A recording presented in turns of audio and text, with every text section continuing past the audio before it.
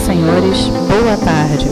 Solicitamos a todos que ocupem seus lugares e coloquem seus celulares no modo silencioso. Com a palavra, o almirante de esquadra Luiz Fernando Palmer Fonseca, presidente do Clube Naval. Muito boa tarde a todos. Antes de mais nada, eu quero agradecer a presença de todos aqui nesta tarde. Hoje, nesta palestra, nós damos reinício ao nosso ciclo de palestras anuais, que nós fazemos uma ou duas por mês, e é muito gratificante para todos nós do clube vermos aqui o nosso auditório cheio. Essa palestra, na verdade, eu raptei essa palestra. Essa palestra não foi idealizada, porque aqui no clube nós temos dois tipos de palestras: as palestras da presidência e as palestras dos grupos de interesse. E essa palestra, a bem da verdade, foi idealizada pelo Grupo de Interesse de Economia do Mar, pelo almirante Paulo César, que fez contato com o almirante Oberg sobre essa palestra. Quando eu vi o título da palestra e olhei o nome do palestrante, eu falei, não, vou raptei para o nosso circuito de palestras da presidência. Mas eu quero aqui deixar claro que o idealizador da palestra está aqui e o nosso palestrante, o almirante Oberg, vai nos brindar com esse tema que é extremamente atual, extremamente relevante, e gostaria de dizer que é uma alegria muito grande tê-lo aqui. Mas tem um outro motivo também, porque depois que ele foi lá para a terra dos ventos alísios, ele quase não volta mais aqui para o sul, né? Então, virou nordestino lá naqueles ventos de Fortaleza, e é um prazer, que tenho certeza que todos que aqui estão, que o conhecem, é um prazer poder revê-lo aqui no Rio de Janeiro. Almirante Oberg, muito obrigado, a palavra é sua. Boa tarde, senhoras, senhores. Eu gostaria de iniciar apresentando meus cumprimentos ao almirante Esquadra Prado Maia, almirante Max, meu ex-chefe, Comando de Operações Navais, e especialmente ao almirante Esquadra Palmer, presidente do clube, que permitiu que nós pudéssemos ter essa conversa hoje aqui com os senhores. Cumprimentando esses três almirantes, eu estendo os cumprimentos a todos os presentes, senhoras e senhores, demais autoridades que aqui estão. Gostaria de deixar um registro aos componentes de diversas SOAMAR do Brasil que estão presentes, em especial o presidente da SOAMAR Ceará e os meus colegas de turma que me prestigiam aqui hoje nessa apresentação. O que nós vamos tentar fazer aqui é fazer uma conexão entre o aquecimento global, o problema da mudança climática, como vai impactar na transformação que se avizinha do transporte marítimo e qual a importância da energia renovável, em especial das eólicas offshore, dentro desse contexto. E para isso, nós vamos apresentar um sumário em que eu vou começar dando um enquadramento da mudança climática, como é que ela está afetando esse problema, em seguida para a geração de energia offshore no Brasil, e especialmente a eólica, e fechamos de como está a regulação para a implantação das eólicas offshore em território nacional, que é um fator de muita importância, porque a segurança jurídica do investidor depende dessa regulação. Eu penso que está um pouquinho pequenas letras, mas eu acho que a gente consegue prosseguir. A questão da mudança climática, ela já tem uma relevância desde algum tempo. Em 1994, a Organização das Nações Unidas aprovou uma convenção quadro para discutir anualmente a mudança climática. Convenção quadro é um instrumento diplomático quando há necessidade de se fazer uma conversação em que não há consenso durante longo prazo a respeito de algum tema. Então, se estabelece uma convenção quadro que vai determinar as normas de como vão ser essas conversações. E a Convenção Quadro sobre Mudança Climática estabeleceu que anualmente teria que haver uma conferência das partes signatárias, uma Conference of Parties, uma COP. E essas COPs vêm se desenrolando todo ano. E só chegou-se a um agreement em Paris, na COP 21, 21 anos depois da aprovação da Convenção Quadro. E na COP21 se decidiu limitar o aumento da temperatura global em 1,5 graus Celsius dos níveis em relação aos níveis pré-industriais. E nessa ocasião se chegou à conclusão, nessa mesma COP, que era para tal necessário reduzir os níveis de emissão de carbono e de gases de efeito estufa. No final do ano passado, a empresa Phyton Maps publicou esse mapa que busca representar a intensidade de emissão de carbono no globo. Temos aqui a América do Norte, Europa e as partes mais populosas da Ásia. Se a gente ampliar aqui na América do Sul, vamos ver que essa questão se confirma com a parte mais populosa do Sudeste brasileiro. As linhas são as aerovias onde passam as aeronaves. E se chegar perto, vai ter um monte de pequenos pontos, uma poeira no mar, que são os navios. Tá? Dentro desse quadro, e acompanhando essa decisão, a Organização Marítima Internacional, como entidade, como parte da ONU, estabeleceu, mais ou menos pouco tempo depois, sendo pressionada, as suas metas para como o transporte marítimo iria contribuir para essa redução da emissão de carbono. 40% das emissões de carbono devem ser reduzidas até 2030, 70% de emissões de carbono até 2050 e 50% dos outros gases que provocam efeito estufa também até 2050. Essas reduções são relativas aos níveis de 2008. Interessante que essas metas que a IMO estabeleceu foram criticadas pelos armadores como muito ambiciosas e foram criticadas pelos ambientalistas como muito tímidas. Então a IMO ficou numa posição em quase todas as COPs que estão se seguindo, está havendo uma pressão para que em 2050, em vez de 70% da emissão de carbono, seja 100%. Isso significa que vamos ter que fazer algumas reflexões em cima dessas metas. A primeira é que não há como atingir essas metas com os atuais combustíveis marítimos nem com os atuais motores.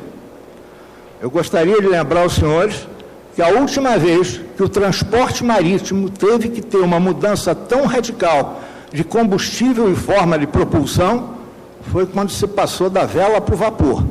Primeiro com a caldeira a carvão, depois com a caldeira a óleo.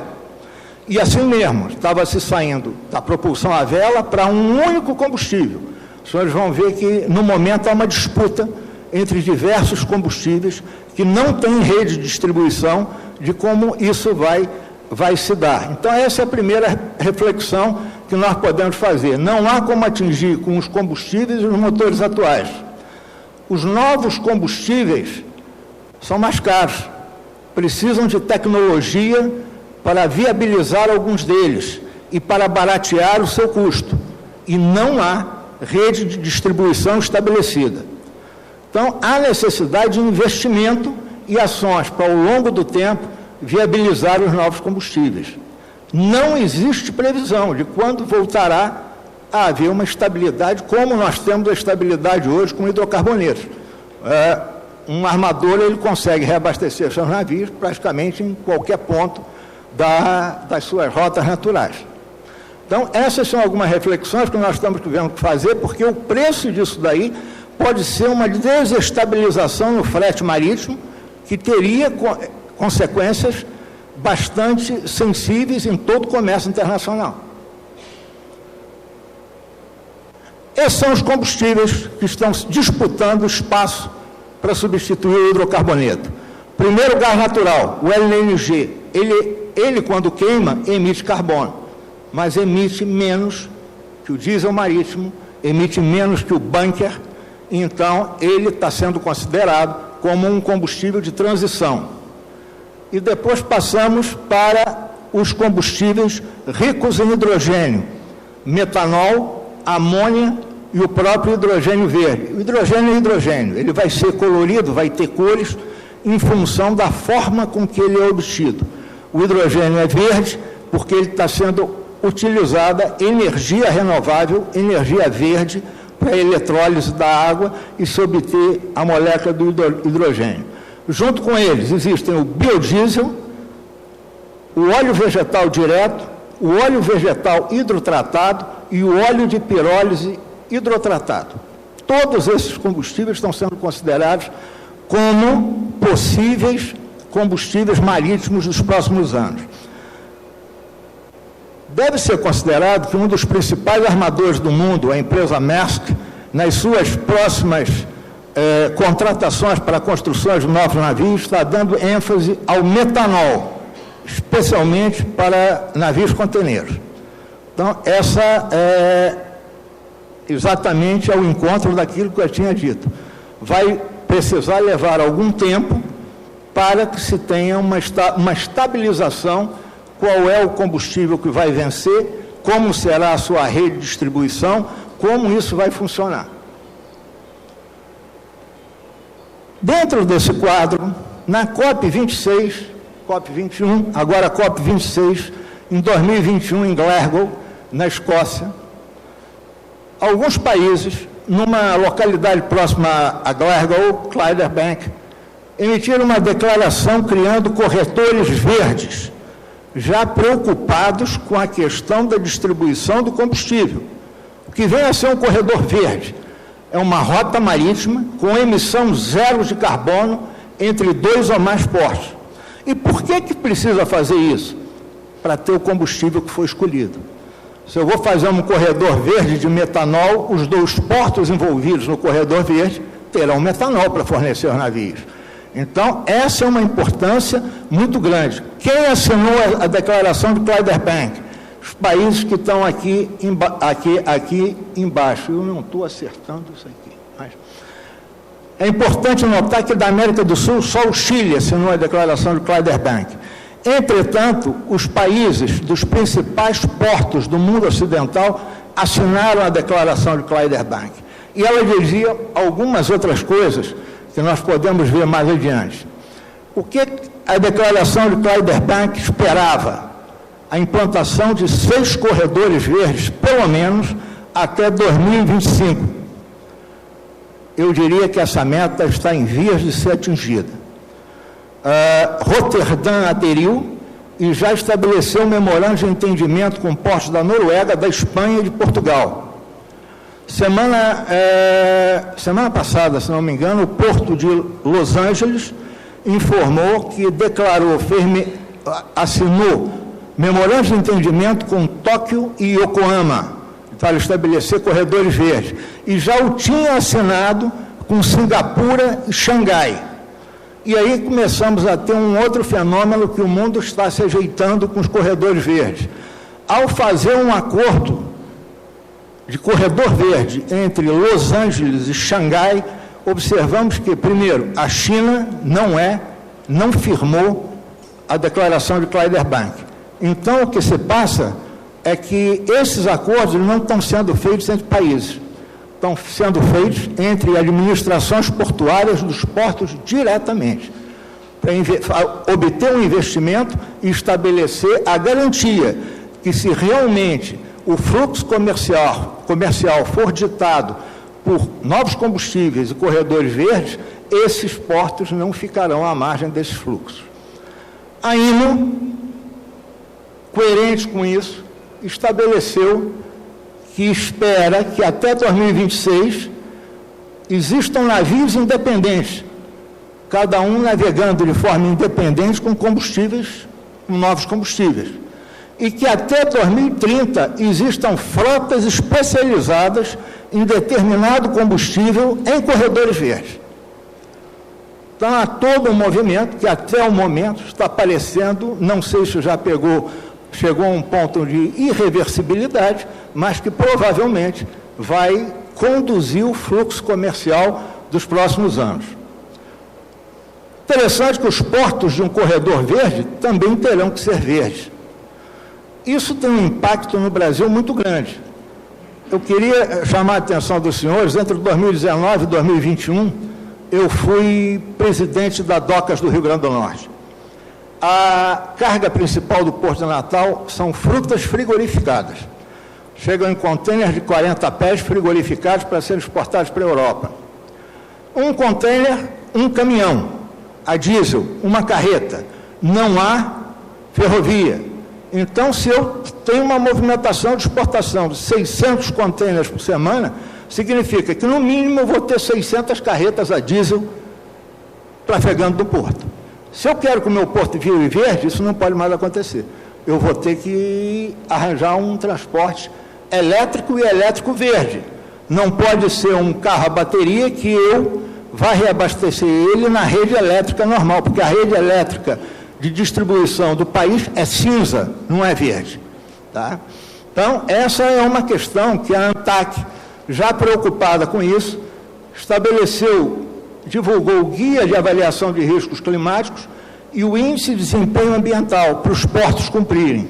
Esse índice de desempenho ambiental, ele começa com a necessidade de um inventário de emissões que cada porto tem que fazer, para, a partir daí, estabelecer um plano de mitigação dessas emissões, para se buscar qual é o corredor verde. O importante é que os nossos portos não podem ficar à margem desse movimento que está se espalhando com uma rapidez maior que eu acho que os idealizadores dele em Clydebank esperavam. A IMO, então, precisando quantificar esses valores de emissão de carbono nos navios, estabeleceu 3 índices. O índice de eficiência energética para navios existentes, o indicador de intensidade de carbono e o índice de eficiência energética para projetos. Esses índices começaram a ser medidos a partir de 1º de janeiro desse ano. O indicador de intensidade de carbono, ele vai classificar os navios em classes de A até E. Aqueles que ficarem classe D ou classe E durante 3 anos terão que apresentar um plano de mitigação, ainda não se sabe se diretamente é uma classificadora ou a própria IMO. E o índice de eficiência energética para navios existentes, a IMO vai estabelecer um mínimo, um parâmetro, que é a divisão do índice de eficiência energética do navio com o índice de eficiência energética de projeto. Esse parâmetro que ela vai estabelecer, os navios terão que ficar abaixo dele. E algumas seguradoras e empresas de auditoria estimam que menos de 25% da frota de tanques e graneleiros atenderá ao mínimo que a IMO vai estabelecer. O que significa isso? Significa que o armador terá 2 soluções. Ou ele reduz a velocidade do navio para emitir menos carbono, e ao fazer a redução de velocidade, provavelmente não vai poder manter a frequência de atendimento aos portos, ou ele substitui a propulsão, aposentando navios prematuramente e adquirindo navios novos, ou buscando outras soluções.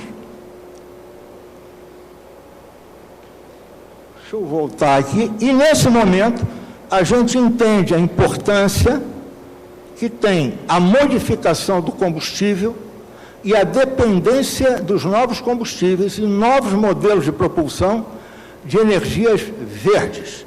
E é nesse contexto que vamos fazer a conexão de transporte marítimo com a necessidade das eólicas offshore, porque elas vão ter uma energia que é considerada hoje o ideal para a obtenção do hidrogênio, seja presente na amônia, no metanol ou como hidrogênio simplesmente puro.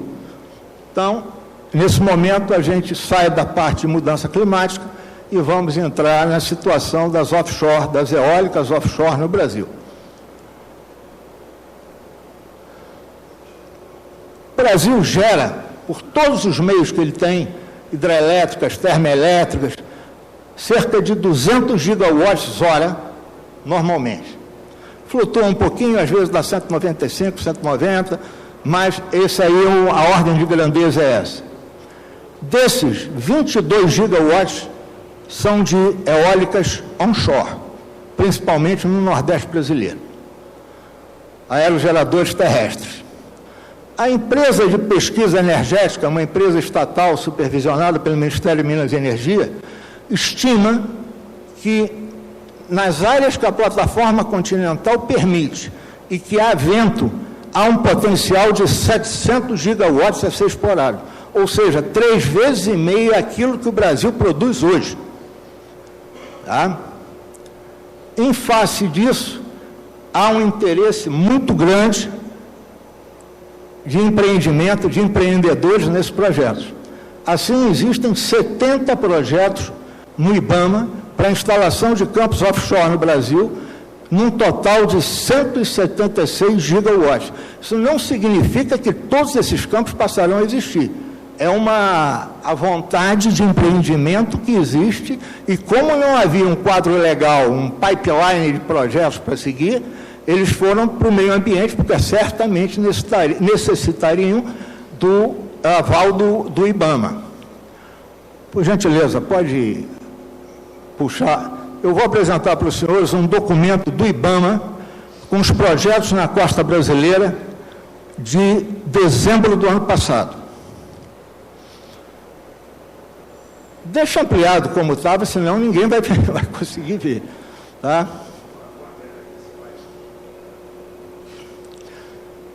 Então, essa primeira imagem, mais de cima, pontador aqui, eu não estou vendo ele, é o litoral do Ceará. Aí embaixo é o litoral do Rio Grande do Norte. Pode descer um pouquinho, por gentileza? Mais, vamos descendo mais aí. A 03 é o litoral do Rio de Janeiro, Espírito Santo. E a 04 é Santa Catarina e Rio Grande do Sul. Os senhores podem ver que é uma superposição completa de projetos, um por cima do outro, cada um fez o projeto que melhor lhe aprouve. Perguntas serão depois. Então, isto vai ter que ser ajustado. O Ministério de Minas e Energia, dentro do pipeline da regulação legal, vai ter que ajustar, porque não poderá haver superposição. O decreto atual que está vigindo é bastante claro nisso daí. Por gentileza, podemos sair? E aí entra um fator preponderante. O que o decreto já diz sobre essa questão aqui? Quem é que vai ser o responsável pelo ordenamento marítimo para organizar? Porque aqui eu tenho área de óleo e gás, tenho área de pesca artesanal, tenho acesso a portos, a balneários, tenho turismo. Quem vai ser o responsável por isso é o Plano Espacial Marinho da CIRM, da Comissão Interministerial para Recursos do Mar, que ainda não existe.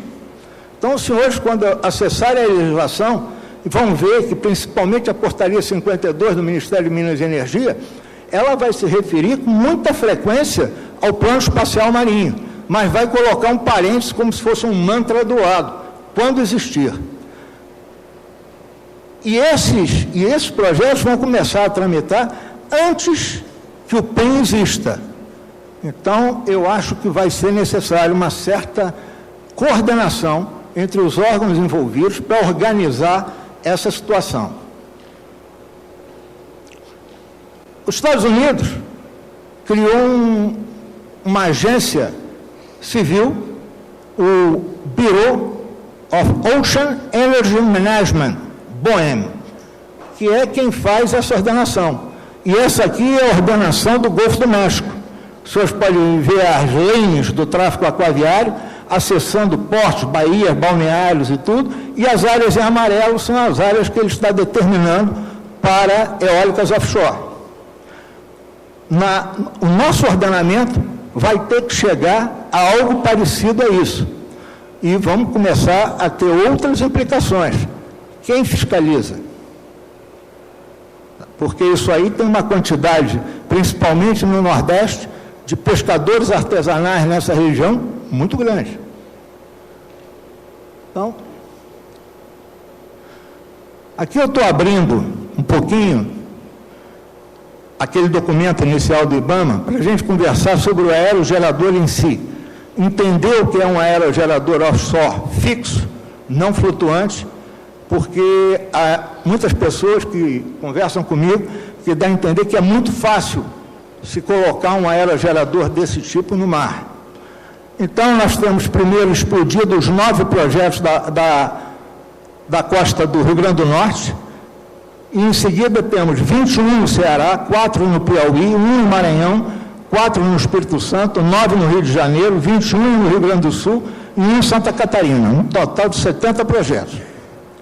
Esses 70 projetos significam 12.059 turbinas de aerogeradores.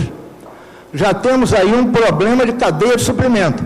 Se fosse tudo aprovado, não ia haver supply chain com capacidade de fornecer isso quase que simultaneamente, gerando então os 176 gigawatts que já haviam sido citados.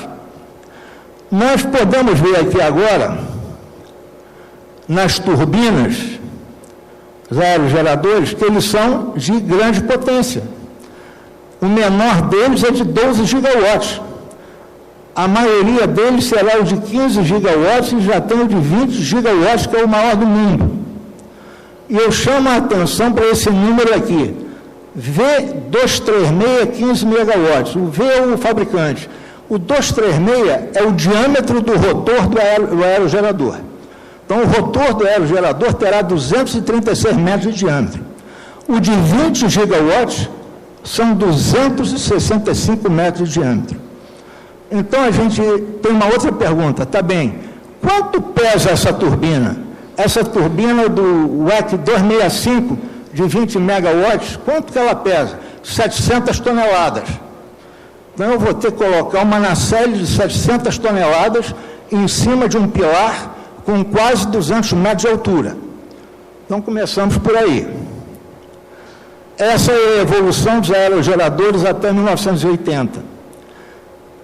Essa figura ela foi feita em 2020, mais ou menos. Se estimava que o gerador de 20 megawatts tivesse um diâmetro de rotor de 250 metros. Ultrapassou-se, ele tem 265. Se ele tem 265, isso significa que cada pá tem no mínimo 130 metros. Eu não posso botar ela raspando a água, porque quando o mar engrossar, vai levar a pá junto. Então, eu tenho que estabelecer aqui uns 30, 40 metros de segurança. Com isso, a nacelle vai ficar a 170 metros de altura, num pilar que já pode ter 50 metros para debaixo d'água. Então, é uma obra de engenharia que tem complexidade. Outro problema, que nós vamos ver mais adiante um pouquinho, é que o aerogerador ele não pode girar livremente o seu rotor, senão esse pilar vai sair voando. Ele é uma hélice. Então, ele tem que ter controle de velocidade para evitar que o equilíbrio de forças que vai se distribuir pelo pilar não seja colapsante. Ele não começa a colapsar.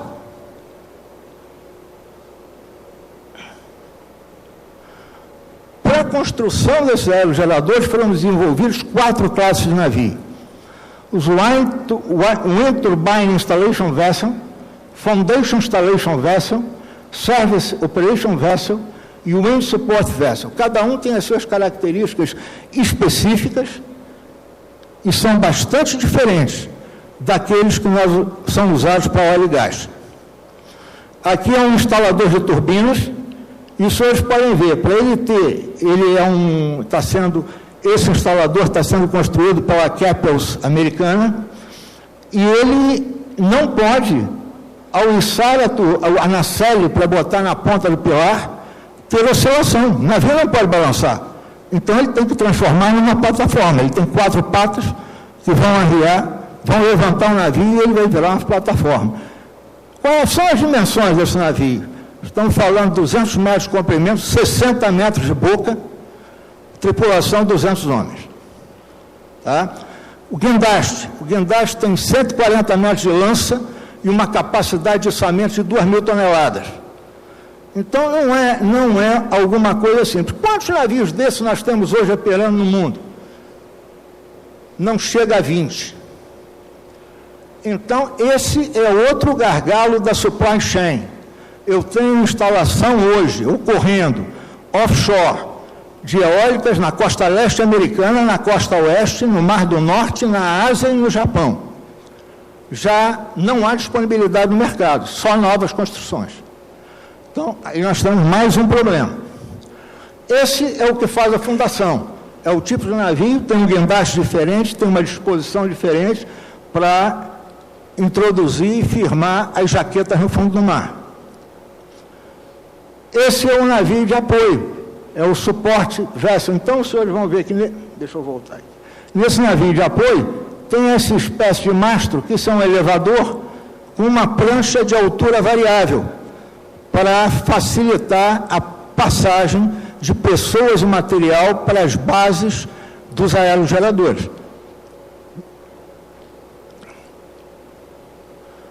E aqui é como seria um porto de apoio. Em suma, é um grande pátio, com espaço, estão as pás estocadas aqui, aqui no fundo estão as nacelles, os demais componentes das fundações e do próprio pilar, sendo carregados num navio de construção que está aqui. E aqui temos um navio mercante normal, trazendo os componentes para serem estocados no porto de apoio. E se a chegada desses componentes não for por mar, for por terra, então nós temos que ter um olho muito forte na matriz de transporte, que transportar uma pá, mesmo leve, de 130 metros de comprimento numa estrada brasileira, é alguma coisa bastante complicada, embora no Nordeste, as pás de 75, 80 metros, principalmente no Rio Grande do Norte, no Ceará, eu tenho cruzado bastante com elas na estrada e já há toda uma tecnologia de conseguir fazer isso. Mas, dependendo de onde vai ser o porto de apoio, tem que ter atenção a isso. Mais fácil é ela chegar por mar. Esse é um dos mais novos instaladores de turbina, saindo do estaleiro Cosco, na China, para a prova de mar. Agora vamos falar um pouquinho de investimento. Deixa eu pegar uma água aí.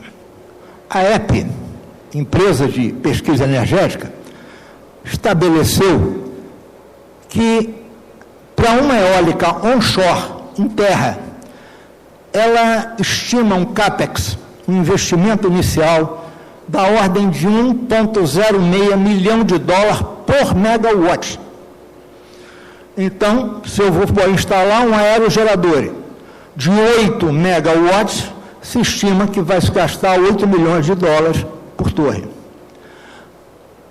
Numa offshore fixa, isso passa para 3,6 milhão de dólares. O que compensa, então, fazer offshore? O que compensa fazer offshore é a perenidade e a intensidade do vento no mar. Se isso vai ser suficiente para cobrir o CAPEX que vai ser colocado, vai depender de projeto a projeto e do custo do produto final. Os senhores vão me dizer, o produto final é a eletricidade. Poderá ser ou não. Se eu for gerar offshore para colocar no Sistema Único Nacional, sim, será a eletricidade e vai se pagar o preço dos leilões. Mas se for o produto final hidrogênio, muda completamente toda a questão de CAPEX, OPEX, payback e principalmente se o investidor, se o empresário já tiver o off-taker. Se ele já tiver o comprador estabelecido que vai levar o hidrogênio, então a segurança do negócio começa a aumentar. Então isso tem que ser analisado caso a caso. Eu decidi abordar também a questão de falhas críticas em aerogeradores, que elas não são muito divulgadas, embora exista bastante material na internet. Como eu já tinha explicado aos senhores, a maioria dessas falhas ocorrem por excesso de rotação no rotor do aerogerador. Pode levar ao colapso das pás e pode levar ao colapso do pilar, se desenvolver um momento muito grande ali. A excessiva rotação sobreaquece a turbina e gera curtos-circuitos e incêndios em turbinas. Por que isso não é muito divulgado? Primeiro porque algumas empresas divulgaram no ano passado que houve um excesso desses colapsos que afetaram diretamente o custo operacional, o OPEX dos empreendimentos. Não se sente, se temos um campo de 130, 200 aerogeradores, se 1, 2, 3 turbinas colapsar, não vai se sentir na produção de energia, mas vai se sentir no custo operacional da empresa que opera aquele campo. E a outra coisa é a questão de meio ambiente. Um colapso de torre, de aerogerador como esse daqui, pode levar que órgãos de supervisão de meio ambiente comecem a aumentar o espaçamento entre os aerogeradores e o que pode ter embaixo dele ou não. Então, é outra questão que tem que ficar importante. Eu não tenho dúvida que as empresas que fornecem as turbinas estão aperfeiçoando seus sistemas de controle de velocidade, mas isso tem sempre uma curva de aprendizado, tem um tempo a evoluir nisso daí. Bom, senhores, com isso aí eu vou falar um pouquinho agora de hidrogênio verde, porque os principais projetos que existem na nossa costa são para produzir hidrogênio verde em terra. Eles estão botando a usina, o campo offshore no mar, mas a instalação de produção do hidrogênio ficaria em terra. Essas são as cores de hidrogênio que existem hoje. Verde, eletrólise da água com energia verde, seja fotovoltaica, seja eólica. Turquesa, pirólise de metano que resulta com carbono sólido. Como o carbono resultante é sólido, ele não polui a atmosfera. Azul é a partir de fontes fósseis, mas você tem captura do carbono. Não joga o carbono na atmosfera, usa scrubbers e outras formas de capturar o carbono. Rosa, a eletrólise da água com energia de fonte nuclear. Cinza é a poluente. Cinza é completamente poluente, é normal que tem. E preto e castanho é poluente a partir de carvão mineral ou carvão de madeira. E branco é a forma pura do hidrogênio no ar, que é muito rara e difícil de ser obtido. Então, tudo é hidrogênio, mas o que vai dar a cor dele é a forma que ele é obtido. O que nós estamos trabalhando é hidrogênio verde, a partir da eletrólise da água do mar. Tem um subproduto quando se usa a água do mar, que é sal. Você passa a água por uma osmose reversa, tira o sal e faz a eletrólise dele com energia de fonte verde. Chame a atenção para esse projeto. É um projeto que a classificadora DNV já deu uma aprovação preliminar para prosseguir, de uma empresa norueguesa, que pegou um FPSO da indústria de óleo e gás, fundiu ele num quadro de Bosch e transformou numa planta de produção de amônia. E a amônia é passada para esse navio que armazena e leva. Como ela faz isso? Próximo a ela um campo de eólica offshore, que fornece a energia para a eletrólise, onde se obtém o hidrogênio, e a partir do nitrogênio do ar, a planta produz amônia. E por que ela está interessada em produzir amônia? Porque o hidrogênio é muito difícil, não há tecnologia suficiente ainda para transportar ele ou para armazenar. Diferente do gás natural, o ponto de liquefação do hidrogênio é 253 graus Celsius negativo. É um problema de criogenia, que tem riscos e grandes. O hidrogênio é o elemento menos denso que nós temos no mundo. Então, se a gente vai comprimi-lo, os tanques serão excessivamente grandes. Se a gente for pensar hoje, com a tecnologia atual, fazer um navio com um motor a hidrogênio puramente, certamente ele vai perder payload, ele vai perder espaço de carga para ter tanque com hidrogênio comprimido para poder andar o mesmo percurso que ele andava com o diesel marítimo. Então, esse tipo de planta para produção de amônia está ganhando muito momento na Europa, então eu resolvi apresentar para os senhores. Bom, visto isso, só falta agora a gente falar um pouco sobre a regulação da implantação das offshore, das eólicas offshore aqui no Brasil. A regulação hoje ela está em 3 instrumentos.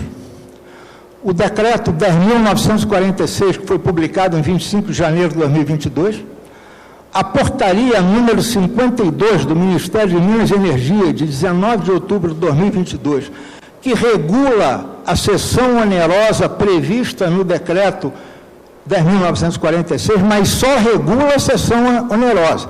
O restante do decreto depende de regulamentação ainda.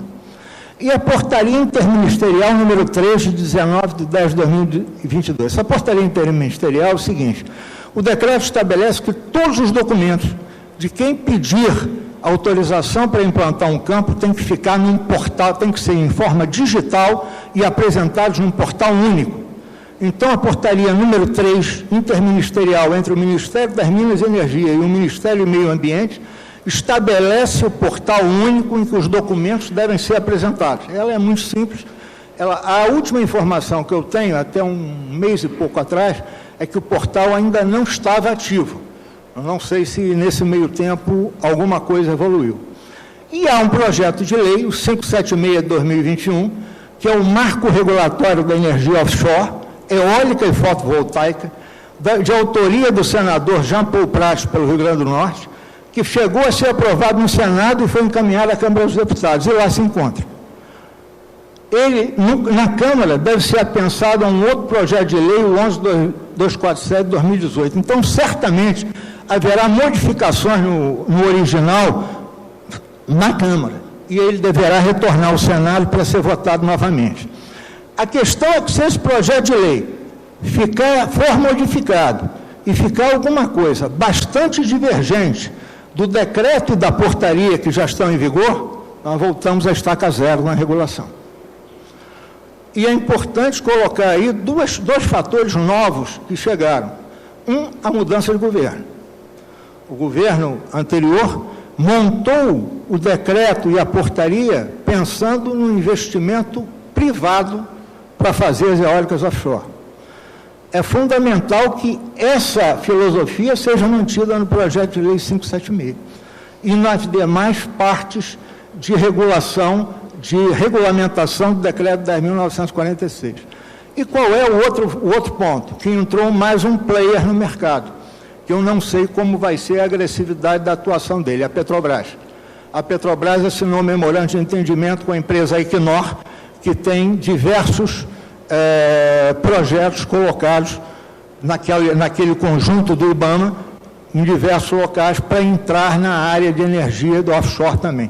Como ela vai se comportar, agressivamente ou não, é uma coisa que nós ainda não sabemos. Até porque o atual presidente da Petrobras é o autor desse projeto de lei. Comentando alguns pontos, eu gostaria de fazer um adendo aqui. Direito e legislação não é a minha área. Eu pensei alguns pontos mais importantes, não esgota o assunto de forma alguma, mas que são importantes para a compreensão do pipeline de projetos que está se pensando. Nós temos que pensar a primeira coisa. Existem duas coisas diferentes. Uma é a seção do prisma. O que é o prisma? O prisma é a superfície do mar, a lâmina d'água e o fundo do mar, que esse sim vai haver uma seção onerosa desse prisma. E a outra é a outorga pela ANEEL do direito de gerar energia nesse prisma. São duas coisas diferentes que devem ser observadas. Então, o decreto 10.946, ele parte que, como o prisma vai estar no mar territorial, o primeiro passo é o Serviço do Patrimônio da União passar a área do prisma para o Ministério de Minas e Energia. E depois poderá haver uma seção onerosa ou uma seção gratuita. A seção onerosa para geração de energia. A seção gratuita é para pesquisa em geração de energia. Se alguém tiver um projeto para fazer uma pesquisa em geração de energia, a seção poderá ser gratuita. A seção de uso do prisma não gera o direito de geração, aquilo que eu acabei de dizer. Há que haver a outorga da ANEEL. Dentro da seção onerosa, ela pode ser planejada ou independente. A planejada, em conformidade com o planejamento espacial marítimo da CIRM, quando houver. Por quê? Quem é que trata da planejada? É o próprio Ministério das Minas e Energia. Ele vai separar os primas, ele vai fazer o leilão dos primos, delegou pela portaria 52 à ANEEL, o que facilitou o processo para a ANEEL conduzir a licitação, E a Independente? A Independente é uma empresa independente que é um prisma numa determinada posição, que não entrou na licitação planejada e vai propor ao Ministério de Minas e Energia que faça uma licitação naquilo ali. Mas como a Independente é ela, a empresa que está correndo atrás, é ela que tem que correr atrás da documentação para essa licitação. O primeiro passo vai ser a emissão de declaração de interferência prévia. No momento em que um prisma vai entrar para a licitação, se for planejado, o Ministério de Minas e Energia vai pedir a esses órgãos a emissão das DIPs. Se for independente, a empresa que está interessada vai pedir aos mesmos órgãos a emissão da DIP. Comando da Marinha, Comando da Aeronáutica, IBAMA, Instituto Chico Mendes, Agência Nacional de Petróleo, Ministério da Infraestrutura, que já foi splitado no novo governo. Nós temos portos e aeroportos e não está claro quem vai cuidar do que ainda. Ministério da Agricultura, que virou Ministério da Pesca também, que estava agricultura porque era pesca, então isso tudo tem que ser novamente regulamentado. Ministério do Turismo e Anatel. Importante que se compreenda que estamos falando do prisma. A DIP não versa sobre o projeto.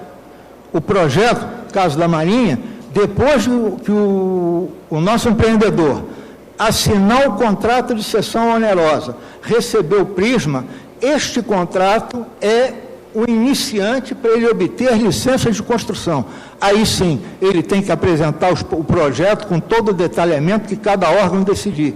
No caso da Marinha, Norman número 11 da DPC detalha o que tem que ser colocado, mas isso é depois dele assinar o contrato de cessão onerosa. A emissão da DIP pelo Comando da Marinha vai ter que cobrir o seguinte: as atribuições da Autoridade Marítima, salvaguarda da vida humana no mar, segurança da navegação, prevenção de poluição hídrica e ausência de prejuízo ao tráfego aquaviário e ausência de prejuízo à defesa nacional. Nesse ponto, a não existência do plano espacial marítimo impacta diretamente. Penso que a Marinha, representante, vai ter que achar um meio termo para achar uma solução nesse momento, até que o PEM exista e esteja aprovado. Na sessão planejada, quem solicita as DIP é o Ministério das Minas e Energia. A prisma, ainda não há projeto. Não autorizada a sobreposição, os números que estão colocados depois são os artigos do decreto que citam isso daí. Na sessão independente, o interessado requisita as DIPs. As disposições desse decreto aplicam-se aos processos em tramitação. Isso é muito importante, porque tem empresa que entrou pedindo autorização para construir a eólica offshore em 2015, e tem capitão dos portos que deu. Então tem que haver isso aí, prepara tudo, vai ter que se adequar ao que está sendo, a regulação que está sendo feita agora.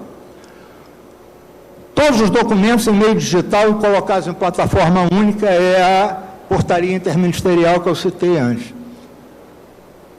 A portaria 52, que regula a cessão onerosa, delega à ANEEL a condução das licitações e celebração dos contratos. Facilitou muito. Não há necessidade do empreendedor ir para o Ministério da Minas e Energia e depois ir para a ANEEL. Tudo será feito pela ANEEL. O contrato de cessão de uso formalizado, quer dizer, assinado pelas partes, permitirá a obtenção das licenças. Eu botei aqui Norman 11, que é o caso da Marinha. Aí começamos, já tem prisma, vamos tratar do projeto. Mas corre-se o risco do empreendedor receber o prisma, mas ter dificuldade no seu projeto, ou a ANEEL não dá a outorga. Então, a vigência do contrato de cessão de uso para produção independente será no máximo 10 anos, antes da outorga da ANEEL. Quando a ANEEL der a outorga, há uma extensão automática desse contrato pelo tempo de outorga de geração de energia da ANEEL. Está previsto também. A celebração do contrato de cessão de uso será a condição necessária para o prosseguimento do pedido de licenciamento ambiental federal. Ou seja, o IBAMA está com 70 pedidos lá, mas ele só tem que dar resposta quando começar a haver contrato de cessão de uso. Isso é para evitar retrabalho, senão o IBAMA ia ter que fazer 70 análises, das quais seriam aproveitadas, não sei, 30, 40, qualquer coisa assim. A manifestação do Serviço Patrimônio da União é condicionante para a solicitação das DIP. E o projeto 576 já falei, e eu volto a alertar que é necessário que se pense na fiscalização das áreas de eólicas offshore depois. Senhores, finalmente, para encerrar, eu deixo esses desafios que nós temos, essas incertezas. A transição por novos combustíveis marítimos depende de avanço tecnológico desses combustíveis e dos custos empregados. Quem vai pagar pelos investimentos dos novos combustíveis? É o frete marítimo? É um risco muito grande, na minha opinião. A disponibilidade de pontos de reabastecimento conformará as rotas marítimas e os fluxos comerciais. Isso implica que os nossos portos necessitam se adequar quanto mais rápido, melhor, porque podia-se dizer em 2021, não vão aderir à declaração de Clydebank, mas depois que Roterdã, Singapura, Los Angeles, Tóquio e Yokohama entraram na brincadeira, eu acho que começa a ficar muito difícil se dar passos atrás. A implantação de eólicas offshore será impactada pelo CAPEX, pelo investimento inicial, cadeia de fornecimento, supply chain, e disponibilidade de embarcações. Isso é fato. Não se produz embarcações daquele tipo, não se produz a quantidade de turbinas que está se pensando. Há que haver uma curva temporal para possibilitar essas entregas, para possibilitar isso daí. Especial atenção à segurança jurídica. E aqui eu faço um parênteses. O investimento de um campo de 150 turbinas offshore, de cerca de 15 megawatts, mais ou menos, fica na faixa de 15 a 20 bilhões de dólares, a ser feito em 20 a 30 anos. Se não houver uma segurança jurídica razoável, e hoje não há, porque nós temos um decreto e uma portaria que podem ser movimentados de acordo com o desejo do governo, é muito difícil que se achem investidores dispostos a fazer investimentos desse porte, sem ter leis, sem ter toda uma convicção, um convencimento que haverá uma segurança de longo prazo para eles poderem ter o payback, o retorno necessário disso daí. Senhores, era isso que eu tinha para dizer. Eu agradeço aos senhores, agradeço a atenção e fico à disposição para as perguntas que se seguirem. Muito obrigado a todos.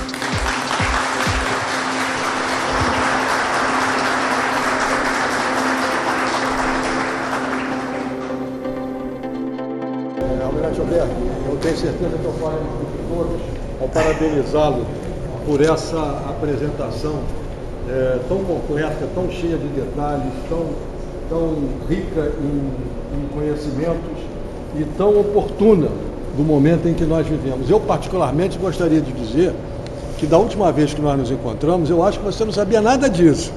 E de lá para cá, eu estou impressionado como ele conheceu sobre o assunto, como ele analisou. A sua inteligência já é conhecida em toda a Marinha. Mas eu fiquei impressionado, porque alguns anos atrás ele não tocava nesse assunto.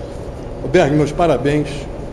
Receba com um prazer muito grande esse certificado. Eu tenho certeza que eu estou falando em nome de todos aqui.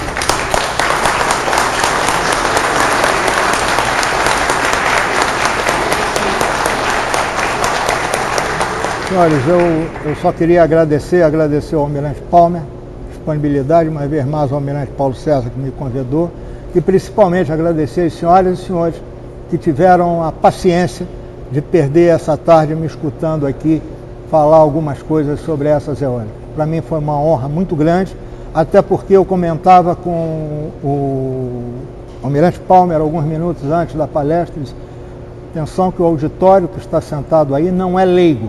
A quantidade de profissionais que eu vi pelos presentes aqui aumentou em muito a minha responsabilidade e eu espero que eu tenha atendido. Muito obrigado a todos. Sério mesmo, muito bom.